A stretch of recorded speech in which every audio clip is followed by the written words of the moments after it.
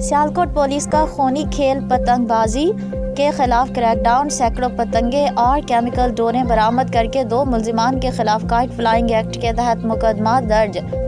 جوئیو news plus registered کو ترجمان Sialkot police سے حاصل ہونے والی تفصیلات کے مطابق ایس ایچ او تھانہ مرادپور انسپکٹر محمد رزاق ہمراہ ملازمین و فیلڈ سٹاف سیکیورٹی برانچ نے دوران کارروائی کشمیر روڈ سے ملزمان محمد سلیمان ولد صابر خان سکنہ پشاور اور شرافت ولد غفور خان محلہ قاضی آباد ثوابِ پشاور سے پتنگیں لے کر آ رہے تھے کو گرفتار کیا اور ان کے قبضے سے 800 پتنگیں اور 33 کیمیکل ڈوریں برآمد۔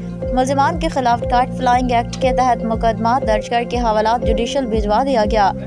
ڈی پی او سیالکوٹ محمد حسن اقبال کا کہنا ہے کہ قاتل ڈور پھرنے سے متعدد قیمتی انسانی جانیں ضائع ہو چکی ہیں۔ پتنگ مافیا کے خلاف کارروائی کا مقصد قیمتی انسانی جانوں کے ضیاع کو روکنا ہے۔ کریک ڈاؤن میں شامل پولیس افسران اور جوانوں کو تعریفی سرٹیفکیٹس اور نقد انعام دینے کا اعلان کیا۔